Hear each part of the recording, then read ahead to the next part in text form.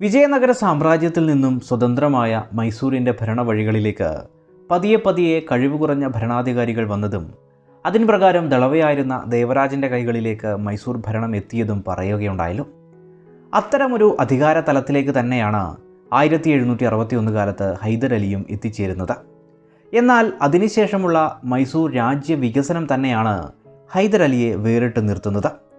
ഒപ്പം ആ സമയ ശക്തികളായ നിസാമിനെതിരെയും മറാത്തക്കെതിരെയും നിലയ്ക്കാത്ത പോരാട്ടങ്ങളും ഇംഗ്ലീഷിനെതിരെ തൊടുത്തുവിട്ട കടുത്ത യുദ്ധങ്ങളുമൊക്കെ ഹൈദർ അലി നടത്തുന്നത് കാണാം. നിസാമിന് കീഴിലൊക്കെ നിലനിൽക്കുന്ന സാമ്പത്തിക പ്രതിസന്ധികൾ നിറഞ്ഞ ആ ഒരു മൈസൂർ രാജ്യം എങ്ങനെയാവും ഇത്രയും വലിയ രാജ്യ വികസന നയമൊക്കെ നടത്തിയിട്ടുണ്ടാവുക എന്നത് പ്രധാനപ്പെട്ട പഠന വിഷയം തന്നെയാണ്. ചുരുക്കി പറഞ്ഞാൽ സമീപദേശങ്ങളിലെ കൊച്ചു കൊച്ചു രാജാക്കന്മാരെയൊക്കെ തനിക്ക് കീഴിൽ കൊണ്ടുവന്ന് ഹൈദർ അലി തൻ്റെ സ്ഥാനം ഉറപ്പിക്കുകയും കൃത്യമായ വരുമാനം സൃഷ്ടിച്ചെടുക്കുകയും ചെയ്തു. തുടക്കകാലത്ത് ഹൈദർ അലിയുടെ സ്ഥാനം ഉറപ്പിക്കുന്നതിനായി അതിലൊരു രാജ്യം വളരെ നിർണായകമായിരുന്നു. ആ രാജ്യം കീഴടക്കിയതിന് ശേഷം ഹൈദർ അലി മൈസൂരിൻ്റെ തലസ്ഥാനം തന്നെ അങ്ങോട്ടേക്ക് മാറ്റുന്നതിന് പോലും തീരുമാനങ്ങൾ എടുക്കുകയുണ്ടായി. അതിനായി ഹൈദർ അലി പദ്ധതികൾ തയ്യാറാക്കുക പോലുമുണ്ടായി. എതിരാളികൾക്ക് അതിവേഗമൊന്നും കീഴടക്കാനാവാത്ത തന്ത്രപ്രധാനമായ ഒരിടം കൂടിയായിരുന്നു അത്. പ്രകൃതിയാൽ ഒരുക്കിയ അതിരുകളും പ്രകൃതിയാലുള്ള പ്രതിരോധവുമൊക്കെയുള്ള ഒരു മേഖല. മലയാള മേഖലകൾക്ക് കൂടുതൽ പരിചിതമായ കേരളത്തിലെ ഏറ്റവും പ്രധാനപ്പെട്ട കോട്ടകളിലൊന്നായ ബേക്കൽ കോട്ടയൊക്കെ നിർമ്മിച്ചിട്ടുള്ള ബിദുനൂർ രാജ്യമായിരുന്നു അത്. അഥവാ കാസർഗോഡിൻ്റെ മേഖലകളടക്കം നിയന്ത്രിച്ചിരുന്ന ബിദുനൂർ നായക വിഭാഗമായിരുന്നു അത്. ചിക്കബല്ലാപൂർ, റായ്ദുർഗ്, ചിത്രദുർഗ് തുടങ്ങിയ പല മേഖലകളിലും തൻ്റെ അധീശത്വം സ്ഥാപിച്ച ഹൈദർ അലി തൻ്റെ അടുത്ത ലക്ഷ്യമായി കാണുന്നത് ബിദുനൂർ ആയിരുന്നു. അവിടെ ആ സമയം പിന്തുടർച്ചാവകാശം സംബന്ധിച്ച ചില പ്രശ്നങ്ങളുമൊക്കെ നടക്കുന്നുണ്ടായിരുന്നു. വിജയനഗര സാമ്രാജ്യത്തിൻ്റെ പ്രൗഢി കുറഞ്ഞു തുടങ്ങിയപ്പോൾ മൈസൂർ സ്വതന്ത്രമായതുപോലെ തന്നെ സ്വതന്ത്രമായ മറ്റൊരു രാജ്യമായിരുന്നു ഇക്കേരി നായകാസ് എന്നൊക്കെ പറയുന്ന ബിദുനൂർ രാജ്യം. 1600കളിൽ മൈസൂരിനേക്കാളും പ്രൗഢിയും സമ്പത്തും ഒക്കെ നിറഞ്ഞു നിന്നിരുന്ന ഒരു രാജ്യം കൂടിയായിരുന്നു ഇത്. ആ രാജവംശത്തിൽ ഉണ്ടായിട്ടുള്ള ഏറ്റവും പ്രസിദ്ധനായ രാജാവാണ് ശിവപ്പ നായക് എന്നത്. ഇദ്ദേഹത്തിൻ്റെ കാലത്ത് അഥവാ 1640 ഈ രാജ്യത്തിൻ്റെ തലസ്ഥാനം ഇക്കേരിയിൽ നിന്നും ബിദുനൂരിലേക്ക് മാറ്റുകയുണ്ടായി. ചുറ്റും കാടും മലനിരകളും ഒക്കെ നിറഞ്ഞ പ്രദേശമായതുകൊണ്ട് തന്നെ എതിരാളികൾക്ക് ഈ മേഖലകൾ കീഴടക്കുക എന്നത് തീർത്തും ബുദ്ധിമുട്ടേറിയ ഒരു കാര്യം തന്നെയായിരുന്നു. അപ്രകാരം ശിവപ്പ നായക് പുതിയ തലസ്ഥാനം കേന്ദ്രീകരിച്ചുകൊണ്ട് കർണാടക തീരപ്രദേശങ്ങളടക്കം കീഴടക്കുകയും വലിയൊരു രാജ്യം തന്നെ സൃഷ്ടിക്കുകയുമുണ്ടായി. കാസർഗോഡ് മേഖലകളുമൊക്കെ അതിൽ വരും. എന്തിനേറെ മൈസൂരിലെ ശ്രീരംഗപട്ടണം തന്നെ ഇദ്ദേഹം ആക്രമിച്ചിട്ടുണ്ട്. അപ്രകാരം ദുർഘടമായ ചുരം വഴികളെയും മലനിരകളെയും ഉപയോഗപ്പെടുത്തിക്കൊണ്ട് കഴിവുറ്റ ഭരണാധികാരിയായ ശിവപ്പ നായക് ഒരു വലിയ രാജ്യം തന്നെ സൃഷ്ടിച്ചെടുത്തു. ഭൂമിശാസ്ത്രപരമായി കൃഷിക്കനുയോജ്യമായ മേഖലകളായിരുന്നത് കൊണ്ട് തന്നെ രാജ്യം വലിയ സമ്പന്നതയിലേക്കും പോവുകയുണ്ടായി. ചുരുക്കിയാൽ ഒരു കാലത്ത് മൈസൂർ രാജാക്കന്മാരെക്കാളും പ്രാധാന്യത്തോടെ ബിദുനൂർ മേഖല നിലനിന്നിരുന്നു എന്നത് തന്നെ. ശിവപ്പ നായക് 1663 കാലത്ത് മരണപ്പെടുകയുണ്ടായി. അതിനുശേഷം ഭരണതലങ്ങളിലൊക്കെ അസ്ഥിരതയൊക്കെ ഉണ്ടായെങ്കിൽ പോലും ഒരു 100 വർഷത്തോളമെങ്കിലും രാജ്യം നിലനിന്നു എന്ന് പറയാം. ശിവപ്പ നായകിൻ്റെ കാലത്തുണ്ടായ പോലെ രാജ്യ അതിരുകളൊന്നും തന്നെ പിന്നീട് വികസിച്ചില്ല എന്ന് മാത്രം. അങ്ങനെ 1755 ഭരണാധികാരിയായ ബസ്വപ്പ നായിക് മരണപ്പെടുകയാണ്. ഇദ്ദേഹത്തിന് മക്കളില്ലാതെ ഒരു ദത്തുപുത്രനായിരുന്നു ഉണ്ടായിരുന്നത്. അടുത്ത ഭരണാധികാരിയാവേണ്ടതും ഇദ്ദേഹം തന്നെയായിരുന്നു.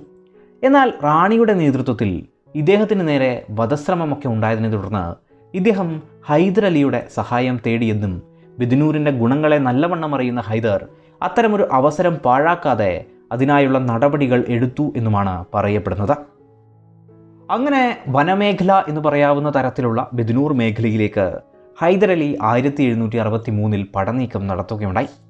ഷിമോഗയൊക്കെ പിടിച്ചെടുത്തപ്പോൾ തന്നെ ഹൈദർ അലിക്ക് ലക്ഷങ്ങളുടെ സമ്പാദ്യമാണ് കയ്യിലേക്ക് വന്നു ചേർന്നത് എന്നാണ് എഴുത്തുകൾ പറയുന്നത്. മുമ്പത്തെ രാജാവിൻ്റെ മന്ത്രിയെയൊക്കെ ആ സമയം റാണി തടങ്കലിലുമാക്കിയിരുന്നു. ഇദ്ദേഹത്തെ മോചിപ്പിച്ച ഹൈദർ അലിക്ക് ബിദുനൂരിൻ്റെ പ്രധാന മേഖലയിലേക്കുള്ള കാട്ടുവഴികളടക്കം എല്ലാം തന്നെ മന്ത്രി പറഞ്ഞു നൽകുകയുമുണ്ടായി. അപ്രകാരം ആ മന്ത്രിയുടെ സഹായത്തോടെ കാട്ടുവഴികളടക്കം മനസ്സിലാക്കിയ ഹൈദർ അലിയുടെ പടനീക്കം വളരെ വേഗത്തിൽ മുന്നോട്ടു പോവുകയാണ്. എന്നാൽ ഹൈദർ അലിയുടെ മുന്നേറ്റം കണ്ട റാണി പലതവണ സന്ധിക്കായി ശ്രമിക്കുകയും വലിയ വലിയ തുകകൾ തന്നെ ഹൈദർ അലിക്ക് നഷ്ടപരിഹാരമായി നൽകാമെന്ന് അറിയിച്ചെങ്കിൽ പോലും ഹൈദർ അലി ഒന്നിനും വഴങ്ങാതെ തലസ്ഥാന മേഖലയിലേക്ക് തന്നെ പട നയിക്കാനുള്ള തീരുമാനങ്ങളാണ് എടുത്തത്. റാണി അങ്ങനെ കോട്ട മേഖലകളിലേക്കൊക്കെ രക്ഷപ്പെടുകയുമുണ്ടായി. ഹൈദർ അലിയുടെ മിലിറ്ററി തന്ത്രങ്ങളിൽ ഏറ്റവും കൂടുതൽ എടുത്തു പറയുന്ന ഒരു കാര്യമാണ് അതിവേഗമുള്ള ആക്രമണമെന്നത്. പ്രതിരോധത്തിൽ ഊന്നിയിട്ടുള്ള റാണിയുടെ സൈന്യങ്ങൾ നിലയുറപ്പിച്ചിട്ടുള്ള പലയിടത്തും അതിവേഗം ആക്രമണങ്ങൾ നടത്തിയ മൈസൂർ സൈന്യം മുന്നേറിയപ്പോൾ സാക്ഷാൽ ഹൈദർ അലി തന്നെ പെട്ടെന്ന് ആ നഗരത്തിൽ പ്രത്യക്ഷപ്പെടുകയും പ്രധാന മേഖലകളെ അതിവേഗം കീഴടക്കുകയുമുണ്ടായി. റാണിയുടെ സൈന്യത്തിന് എതിർക്കാൻ പോലും ആവാതെ തോറ്റോടേണ്ടി വന്നെന്ന് പറയാം. എന്നാൽ കൊട്ടാര മേഖലകളൊക്കെ കത്താൻ തുടങ്ങിയപ്പോൾ ഹൈദർ അലി എല്ലാം നിർത്താൻ ഉടനടി ഉത്തരവിടുകയും എല്ലാം സംരക്ഷിക്കാനുള്ള നടപടികളുമാണ് എടുത്തത്. കാരണം ബിദുനൂർ രാജ്യത്ത് അളക്കാനാവാത്ത സമ്പത്തുണ്ടെന്നാണ് പൊതുവേ ഉണ്ടായിരുന്ന വിശ്വാസം. അപ്രകാരം ഹൈദരുടെ പട എല്ലാം തന്നെ പിടിച്ചെടുക്കുകയുണ്ടായി. അളവറ്റ സമ്പത്ത് വെറുതെ അങ്ങ് ഹൈദർ അലി പിടിച്ചെടുക്കുകയല്ല ഇവിടെ ചെയ്തത്. പകരം കൃത്യമായ ഉദ്യോഗസ്ഥരുടെ നിയന്ത്രണത്തിൽ കൃത്യമായ അളവുകളെടുത്ത് സമ്പാദ്യമെല്ലാം തിട്ടപ്പെടുത്തുന്ന വലിയൊരു നടപടി തന്നെയാണ് ഹൈദർ അലി ഇവിടെ കൊണ്ടുവന്നത്. ഇപ്രകാരം ഇവിടെ നിന്ന് ലഭിച്ച സമ്പത്ത് എന്നത് കോടിക്കണക്കിന് രൂപ വരുമെന്നാണ് പൊതുവെ പറയുന്നത്. സ്വാഭാവികമായും ഹൈദർ അലിയുടെ മുന്നോട്ടുള്ള ആക്രമണങ്ങൾക്കും സൈനിക നവീകരണത്തിനും രാജ്യ സംരക്ഷണത്തിനുമൊക്കെ ഉപയോഗപ്പെടുത്തിയത് ഈ പണമാണെന്ന് പറയാം. റാണിയെയും അധികാരമേഖലയിലെ ഭീഷണിയാവുന്ന മറ്റുള്ളവരെയും ഒക്കെ പിടികൂടിയ ഹൈദർ അലി അവരെ മൈസൂർ അതിർത്തി മേഖലയിലെ മധുഗിരി കോട്ടയിൽ തടവുപുള്ളികളായി പാർപ്പിച്ചു എന്നാണ് പറയുന്നത്.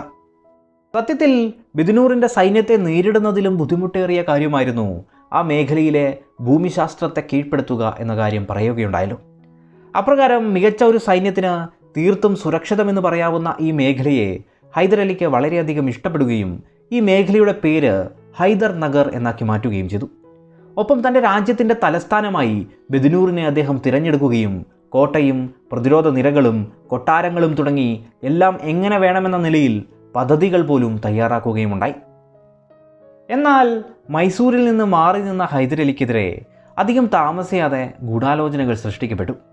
അത് കണ്ടെത്തിയ ഹൈദർ അലി ആകട്ടെ അതിൽ ഉൾപ്പെട്ട 100 കണക്കിന് പേരെ നിർദാക്ഷിണ്യം വധിക്കുകയും ചെയ്തു. ഒപ്പം വനമേഖലയിലെ രോഗങ്ങൾ കൊണ്ട് ഒട്ടേറെ സൈനികർ മരിക്കുകയുമാണ് ഇവിടെ ഉണ്ടായത്. അതോടെ മൈസൂരിലെ നിർണായക സ്വാധീനത്തിന് ഇളക്കം തട്ടരുത് എന്നുള്ളത് കൊണ്ട് തന്നെ ഹൈദർ അലി തൻ്റെ ബിദുനൂർ പദ്ധതിയിൽ നിന്ന് പിൻവാങ്ങുകയാണ് ഉണ്ടായത്. എന്നാൽ ബിദുനൂർ പിടിച്ചെടുക്കുന്നതിലൂടെ തീരമേഖലയിലേക്ക് മൈസൂർ രാജ്യത്തിൻ്റെ അതിരുകൾ എത്തുകയാണ്. അപ്രകാരമാണ് മംഗലാപുരം അടക്കമുള്ള തീരമേഖലകളൊക്കെ ഹൈദർ അലിക്ക് കീഴിൽ വരുന്നതും മൈസൂരിൻ്റെ വ്യാപാര മേഖലയിൽ തുറമുഖങ്ങളുടെ നിയന്ത്രണവുമൊക്കെ വന്നു ചേരുന്നത്. അതിൻ്റെ ഭാഗമായി ഹൈദർ അലി ഒരു നാവികസേനയ്ക്കും തുടക്കമിടുകയുണ്ടായി. മറാത്തയുടെയൊക്കെ സാമന്തരായി നിലകൊണ്ടിരുന്ന ബിദുനൂർ കീഴടക്കിയതിലൂടെ ഹൈദർ അലിക്ക് വന്നു ചേർന്നത് വൻ സമ്പത്താണ്. പലപ്പോഴും നഷ്ടപരിഹാരം നൽകി ഹൈദർ അലി സന്ധി ചെയ്യുന്നതുമൊക്കെ കാണാം. ബിദുനൂർ പിൽക്കാലത്ത് ആക്രമിക്കപ്പെടുമ്പോൾ പോലും അവിടെ ഉണ്ടായിരുന്ന സമ്പത്തൊക്കെ ശ്രീരംഗപട്ടണത്തേക്ക് മാറ്റി അത്തരം ആക്രമണങ്ങൾ ഫലമില്ലാതെ പോകുന്നതിനും ചരിത്രം സാക്ഷ്യം വഹിച്ചിട്ടുണ്ട്. അതുപോലെ തന്നെ മറാത്തയുടെ പല മുന്നേറ്റങ്ങളെയും തകർക്കുന്നതിനായി ബിദുനൂർ മേഖല ഉപയോഗപ്പെടുത്തിക്കൊണ്ട് മൈസൂർ പടയുടെ പല പ്രതിരോധ നീക്കങ്ങളെയും നമുക്ക് ചരിത്രത്തിൽ കാണാം.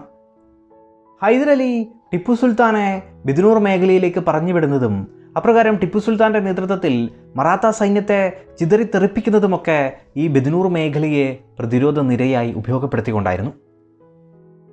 മറാത്ത യുദ്ധവുമായി ബന്ധപ്പെട്ട ആ ചരിത്ര വഴികളിലേക്ക് പിന്നീട് വരാം.